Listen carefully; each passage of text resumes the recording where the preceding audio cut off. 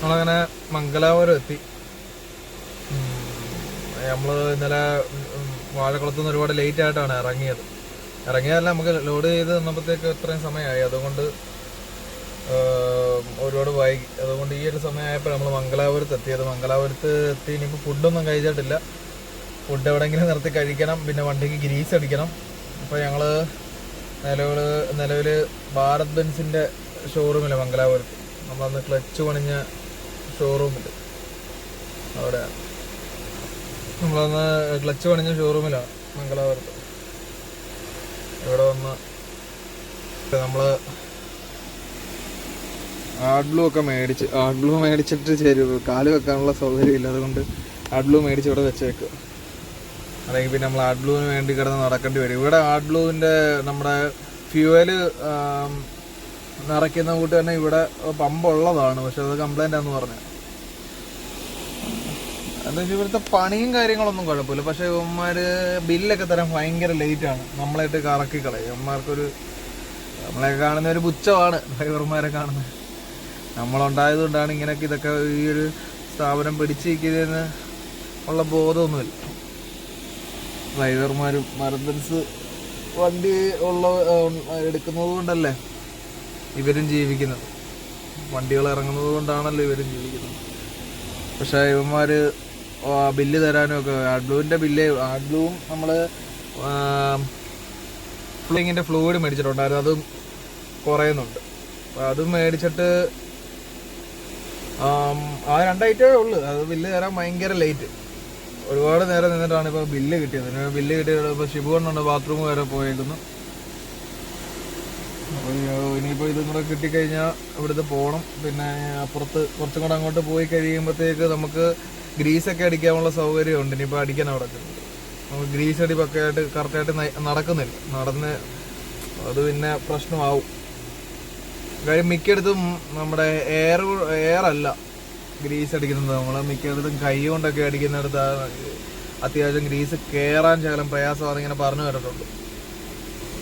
Air ആണെന്നുണ്ടെങ്കിൽ അടിച്ച് നല്ല രീതിയിൽ കയറുമെന്നും പറയുന്നുണ്ട്. അപ്പോൾ അങ്ങനെ നോക്കി വരുന്നിടത്താണ് പണി. പിന്നെ ഡ്രമ്മിനകത്തെല്ലാം പൊടി കയറിയിട്ടുണ്ട്, അതും എയർ അടിച്ച് കളയാം. അത് ഇവിടുന്ന് അങ്ങോട്ട് പോകുന്നിടത്ത് ഒരിടത്ത് മാത്രമേ അതുള്ളൂ.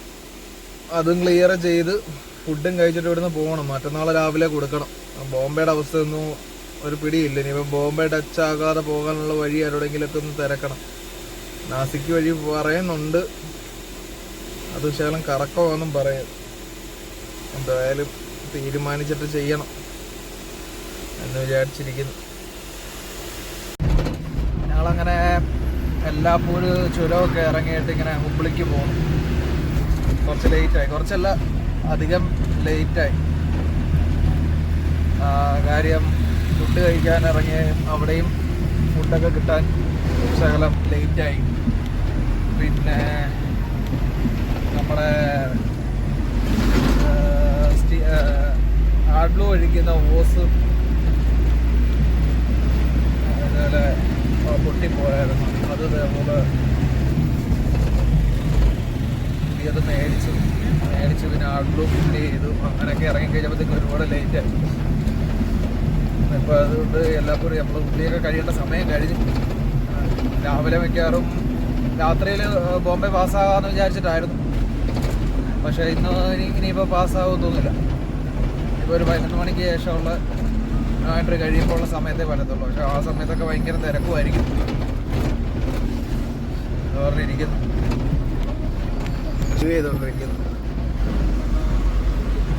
ഡ്രൈവ് ചെയ്യുമ്പോൾ വേറെ ഒന്നും ശ്രദ്ധിക്കുന്നു.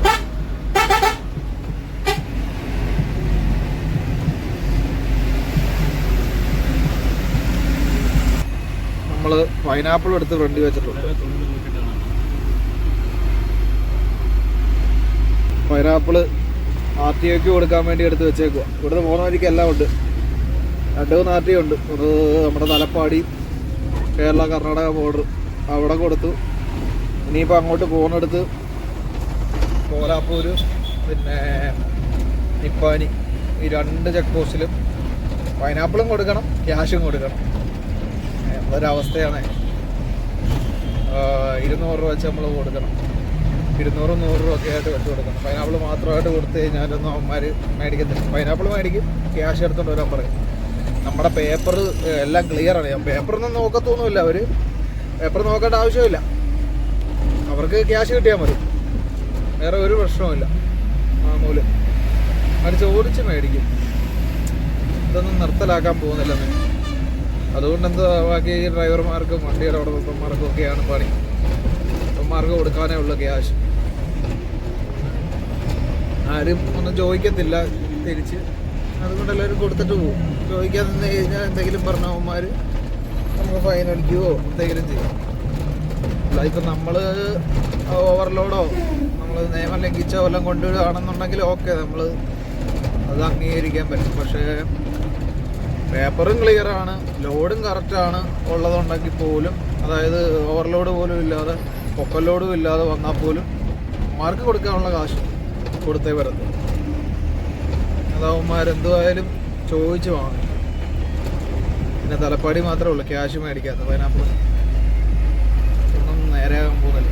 ഇതൊക്കെ എന്തെങ്കിലുമൊക്കെ നേരെ ആയിരുന്നെങ്കിൽ കറക്റ്റ് രീതിയിൽ എല്ലാ കാര്യങ്ങളും നടന്നു പോകും. ഇതിപ്പോൾ മാർക്ക് കൊടുക്കാൻ മാത്രമേ നമുക്ക് ക്യാഷ് തികയുന്നുള്ളൂ.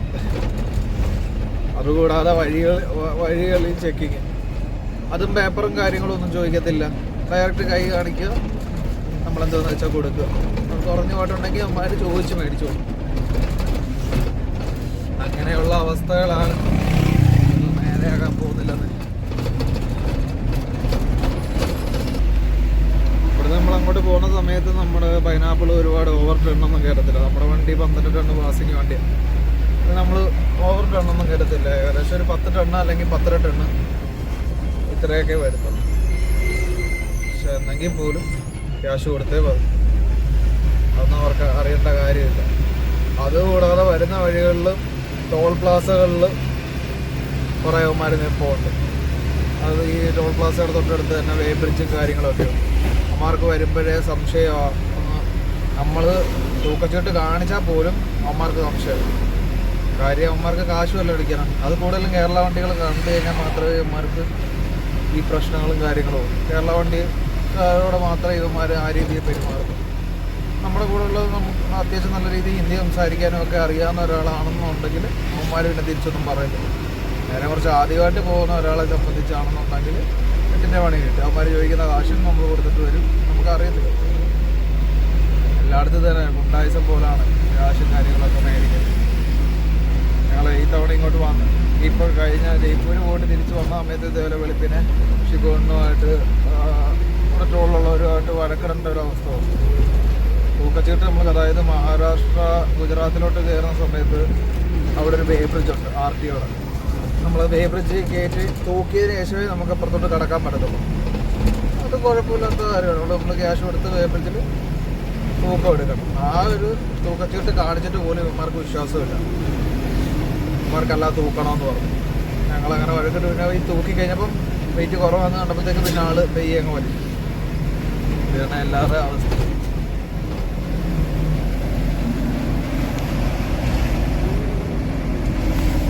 ഇനിയിപ്പോൾ ചായയൊക്കെ കുടിച്ചിട്ട് പെയ്യെ അങ്ങോട്ട് പൊക്കോണ്ടിരിക്കുന്നു.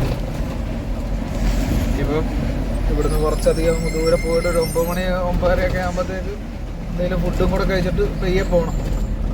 എന്നാലും ഇനിയിപ്പോൾ 11 മണി രാവിലെ 11 മണിയാകാതെ ബോംബെ പാസ്സാകാൻ പറ്റില്ല. എത്ര ഓടിയെന്ന് പറഞ്ഞാൽ വെറുതെ ഡീസൽ കത്തിക്കാന്നല്ലാതെ വേറെ ഒരു. അപ്പോൾ ശരി.